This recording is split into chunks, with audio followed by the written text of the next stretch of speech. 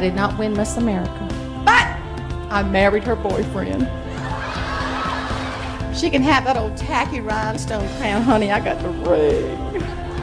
All things are possible. All things are possible. All things are possible.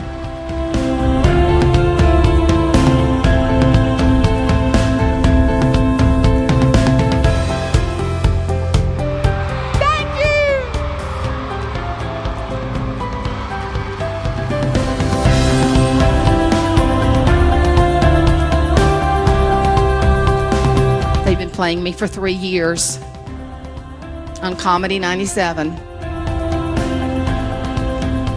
I wanted to go to college. I took my PSAT, made the lowest score in the class.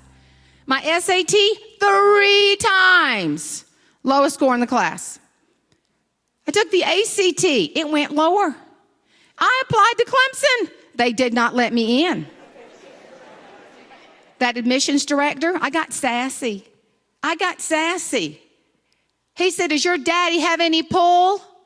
I said, yeah, he's got a brand new 40-20 John Deere. What else you want? That didn't work either. I couldn't get in. Nobody wanted me. SATs were everything back then. But there was one school in Columbia and in Carolina. They said, maybe. We want to interview you. I said, I can do this. I drove to Columbia.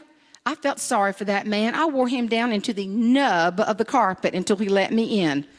I'm telling you, I begged that school. I said, you do not know what's inside of me. Please, please, please. How many of y'all remember the movie Mulan? My favorite line in one of the songs. When will my reflection show who I am inside? Woo! Oh, yeah. They let me in on academic probation. That's good. I remember going to that tomato field, jumping over the tomato stakes and going, Daddy, I got in. He said, I can't send you. I had a bad year on the farm. I said, plant some cabbage. Cabbage worked for us. I don't know why. Well, I want you to know, I went to Columbia College on cucumber rebate money, prayer, cabbage, and a grant. Don't ever let someone tell you no, you think next. You think next. I started on academic probation, but I graduated. I was on the dean's list.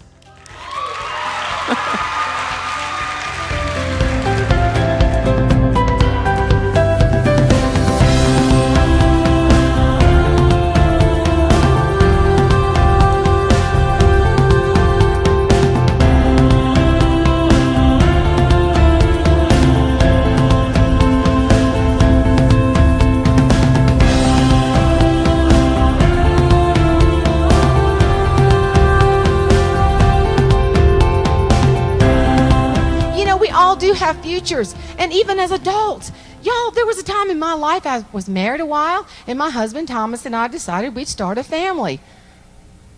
As we say in the South, that dog didn't hunt, point, or get off the porch. It just wasn't working. It wasn't happening. And I had to go to all this treatment, and I was all, oh, I can't have babies. Oh, this is bad. My future's messed up. I was so sad. I got the really bad news coinciding with my very first day working in the family stockyard. We had 2 stockyards. And I was so down the dumps. I didn't like me. My future was messed up. The doctor said, you will not be a mother. So I walked in the stockyard. And there's a cattle buyer. I thought he had a tumor. It turned out to be Red Man. Toothpicks on this side. I wanted to say, have you seen yourself today? Just curious. He looked at me and he asked me that horrible question. Hey, you got any chaps? I thought, I'm not giving him my chapstick. I'll get cooties on my lips. I said, what? He said, hey, chaps, you know, children. I went, I can't have children. And I proceeded to tell him my entire reproductive history. Oh my goodness. He just stared at me. He said, you ain't got no chaps. I went, no. He said, well, if you was my heifer,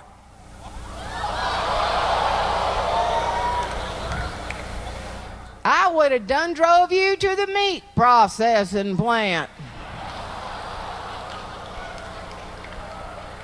I said, honey, if I was your heifer, I'd drive myself. Yeah.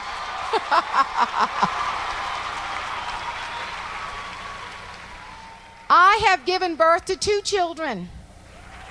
Yes. My oldest son's named Holmes. He's at Clemson. My daughter's Caroline. She's precious.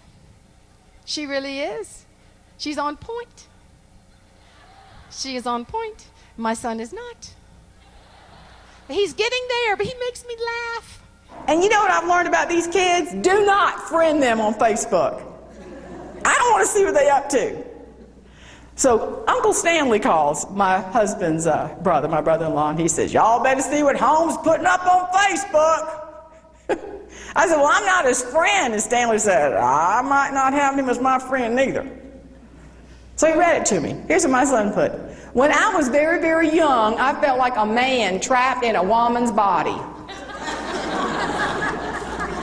Oh, that's nice. I can't wait for your daddy to see this. I called him. I said, Holmes, what is this? Felt like a man trapped in a woman's body. He said, oh, Uncle Stanley didn't read the next line, Mama. And then I was born. Thank you, son, really. Children are just a source of laughter. But you got to find it, and sometimes you got to really dig to find it, don't you? You do. She moved our audience from laughter to tears and was able to make a significant difference to our business growth. The future belongs to those who believe in the beauty of their dreams. The future belongs to you. She was one of the best speakers that I have heard in a long time. Don't let anybody tell you no. Don't let them do that to you. I just love to look for humor in different places. See, that I think is a pearl we should all have on our strand of pearls. My school teacher friends, I just love them. I was sitting by one of them a couple of weeks ago, and I said, hey, Deborah, you got something cute for me? She said, oh, yeah, Jane, I do. She said, I was substitute teaching. And I walked in that little classroom of kindergarten kids, and I said, boys and girls, I am your substitute teacher. One little girl started jumping up and down, and she went to the reading lab to see a mutual friend of ours, and she said, guess what? Our real teacher's sick, but we got a prostitute teacher.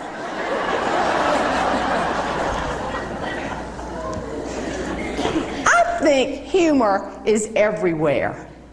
Humor is everywhere. And when I think about our strand and the strand that we should wear every day, I think it should be such an eclectic blend of life. You know those seed pearls, the little small decisions we make? The irregular pearls are weird stuff that happens that we have to learn to laugh and have a good attitude and a good sense of humor about. And the dark pearl, we don't like that dark pearl, but let me tell you, that can be a treasure to define who you are. And you know what starts the pearl? The piece of sand, the grain of sand. It's an irritant. See, I think irritants are good because it defines who you are.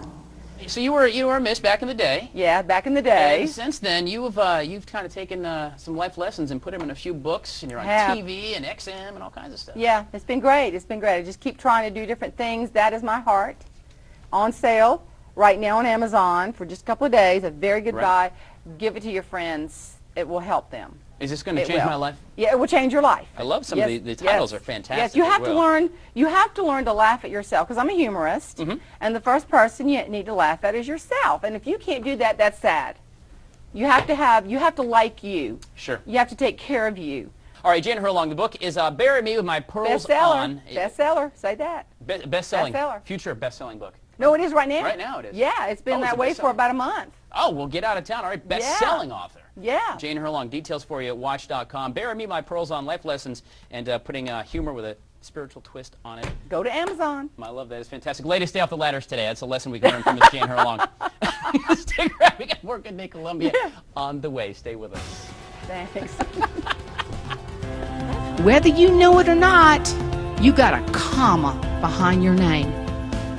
What comes next? Do you shine? With a good attitude and a good sense of humor, what can you do? What can you achieve in life? Don't let people define who you are. Every single one of you in here needs to be the best person you were created to be. Don't ever, ever, ever let anyone rain on your parade, your life. Live it and live it well.